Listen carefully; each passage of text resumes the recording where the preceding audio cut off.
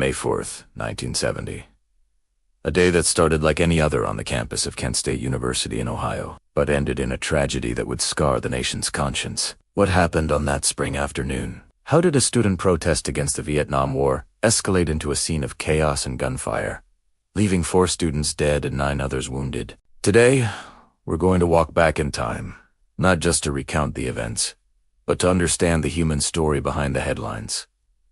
The late 1960s were a turbulent time in America. The Vietnam War was raging overseas, and a powerful anti-war movement was gaining momentum at home, especially on college campuses. On April 30th, 1970, President Richard Nixon announced that U.S. troops had invaded Cambodia, a neutral country. To many, this felt like a betrayal, an expansion of a war they already deeply opposed. The news hit college campuses like a shockwave, and Kent State was no exception. The weekend leading up to May 4th was tense. Protests began on Friday, May 1st. That night, frustrations boiled over in downtown Kent, leading to vandalism and clashes with police. The mayor declared a state of emergency and requested the Ohio National Guard. By Saturday evening, armed soldiers were patrolling the campus. The ROTC building, a symbol of the military presence on campus, was set on fire. The exact cause is still debated, but the event dramatically raised the stakes. The campus was now an occupied zone, with armed guardsmen and a student body simmering with anger and anxiety. Now we arrive at Monday, May 4th.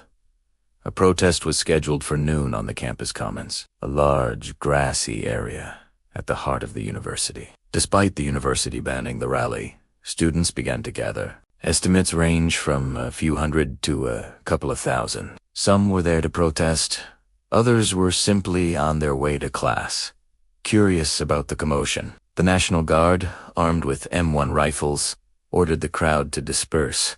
They fired tear gas, but the wind was strong, and it was largely ineffective, only adding to the confusion and anger. The students didn't leave.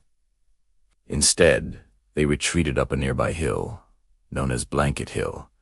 Some threw rocks and tear gas canisters back at the soldiers. The guard advanced, pushing the students over the hill and down towards a practiced football field. For a moment, it seemed like the confrontation was over.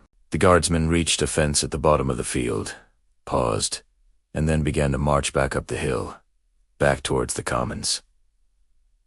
And then it happened. As the guardsmen reached the crest of Blanket Hill, a group of them suddenly turned, aimed their rifles, and fired into the crowd of students. The volley of shots lasted for just 13 seconds, but in those 13 seconds, the world changed for everyone present. 67 rounds were fired. When the shooting stopped, there was a moment of stunned silence, followed by screams. 4 students lay dead or dying: Allison Krause, Jeffrey Mueller, Sandra Seiwer, and William Schroeder. Allison and Jeffrey had been participating in the protest.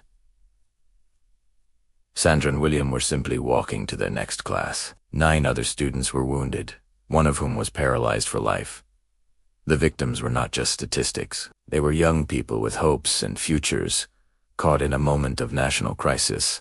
The famous photograph of a 14-year-old girl, Marianne V., kneeling and screaming over the body of Jeffrey Miller captured the horror and disbelief of the nation. It became a symbol of the deep divisions tearing the country apart. The aftermath was immediate and profound. The Kent State Massacre triggered a nationwide student strike, closing hundreds of colleges and universities. It forced Americans to confront the brutal reality of the conflict at home, not just overseas. The event raised difficult questions about freedom of speech, the use of deadly force against citizens, and the role of government. The legal and emotional fallout would last for decades. 50 years later, the echoes of Kent State still resonate.